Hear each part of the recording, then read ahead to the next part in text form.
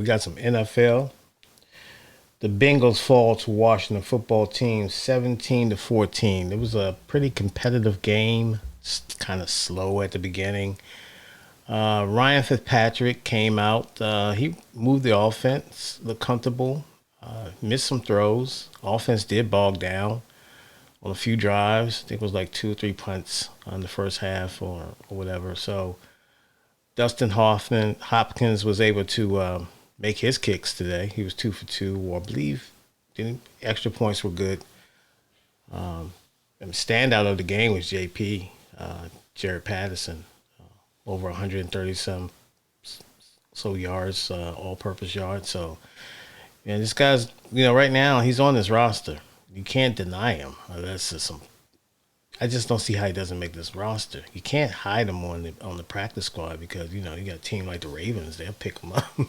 So he's making a name for himself. It's good to see a local kid, man. So if he can make this roster, which right now he has a lot of time. He played a significant part of the game, and I think they wanted to see what he's gonna do in this game. So I don't know how much he's gonna play next week. Depend on but depend on how they go about next week. I'm sure he's gonna get some time, but you might want to kind of maybe stash him away a little bit, and because he's a need. I don't see how Barber, unless he can show out next week. I don't know. Right now, JP is on his team, definitely. AGG was able to make a couple nice contributions today. He caught a couple passes. Still kind of looked a little, well, I mean, he did okay. He did great. He had a 2-point conversion late in the game. He was able to catch that fade pass. Just big boy ball over there in the corner. I mean, these big body receivers is what you need. And he's making a case for himself, and that's what you wanted to see. He's competing out there, so I'm not mad at him. Like I said, Barber, I mean, I can't get mad at Barber. Barber produces for what the team wants him to do. His role, he produces. So, like I said, right now, if JP is able to fulfill that role and do more out of that role than Barber can do, then I just can't see how Barber makes this team. I could be wrong. Also, another highlight, Taylor Heineke. He played pretty well. Still sputtered a little bit. Had some passes that he missed. Didn't kind of shaky with the ball handling a little bit. Kind of had the ball out there a little bit. The ball kind of dropped on him a couple times. Like to see him clean that up. Other than that, I thought he did a pretty good job as running the offense. He looks comfortable. He looks. He had a couple of nice runs or bootlegs or whatever that he was able to get out the pocket and was able to make some plays. And I like to see him get out of. He's always sliding some kind of way or doing something. The offensive line a little bit. I mean, Ryan got touched up a couple of times. Taylor got touched up. Kyle Allen got into play a little bit. So he threw that fade pass to AGG, that the 2-point conversion. Ron likes to go for these 2-point conversions. You get these big body receivers, and they able to make plays like AGG did. So hey, he might have made a name for himself to say, look, man, give me some more, feed me, keep feeding me. That's all you want. That's all you want is a guy who's competitive and is able to get his confidence going. You can see as he played, you can see his confidence. You can see it. So maybe with him, it's just a matter of confidence. I mean, if you look at his highlights at Liberty, he was able to master getting the 50-50 ball. He's just a big dude, man. So that was good to see him body down the receiver and body him up. And we're gonna need that. We need these big guys.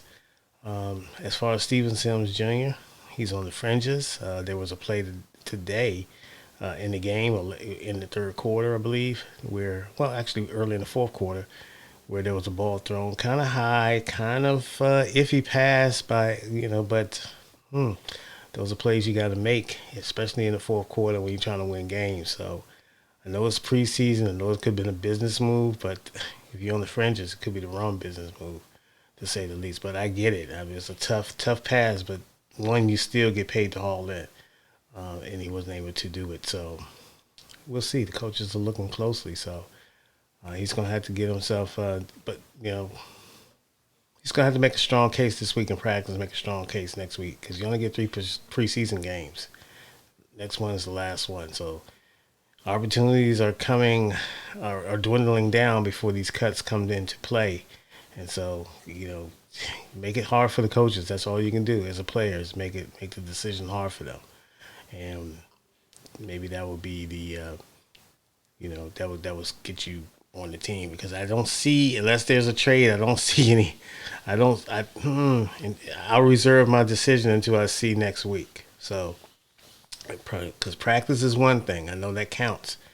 But also, what you do in the game when the game is on the line, and that particular catch right there is ones that has been giving him his bugaboos over the course of his career in Washington. So he's going to have to step his game up a little bit, and also the offense is going to have to step their game up. I like Cosme on the right side. Him and Brendan Sheriff, they're going to be a monster to deal with. They're bare. I mean, these two beasts on that right side of the line. So Cosme played well. He's still got to work on his pass protection, though. He's getting to be leaning over a little bit. You cannot do anything when you're leaning horizontally to the field but fall. And you got to play high. You got to play up. And that'll come in time with more experience as you get on this level. You can get away with that maybe in college. It's still a bad technique, but he needs to clean his technique up. I saw Bates get manhandled. So he he needs to get it together, clean himself up. He got really mauled on a play, which pretty much stagnated a run in the early third quarter. So there's something to coach up this week. There's a lot to coach up, a lot of things they can clean up, and the coaches will be on their grind. Looking very closely with a magnifying glass to see where these flaws are at and try to eliminate them. At least coach them out of you. So good game. Washington was able to come out with the win, and don't think it too many major injuries. I didn't see anything, but you never know. You never know. I didn't think Sammy Rios was got a concussion last week, but it seemed like some kind of way either he got one in the game or some kind of way. It's kind of mystery for me, but let's hold our breath and think and hope everybody comes out clean. So once again, Washington football team 17-13 over the Cincinnati Bengals live at FedEx Field. Although I'm not live, but it was live tonight. Good to see the fans back. Seemed like they had a good, for the first game, a good showing. A lot of empty seats, but you know how it is. A Friday night, you don't know if it's going to rain or not, iffy. But at least shout out to all the fans that went out there and was able to get that experience. Got to hear Jason Wright in the booth, the president of business operations, and they touched on a couple of things, but it was good to hear him in the booth, engaging and just giving his vision of where he wants the team to go as a whole. So, as far as business, and also in conjunction with the football operation. So it's good to have that breath of fresh air. I think he's doing a terrific job. As you know, he's been on the job for over a year now, just a little bit over a year, and he's doing big things. So we're looking for big things in the future. So look, we're building a football team here. Like I said, I like this football team right now too. I loved the team last year. I'm starting to really like this team even more this year. So shout out to everybody involved, Coach Ron Rivera, his plan, his vision, and hey, hell to the W.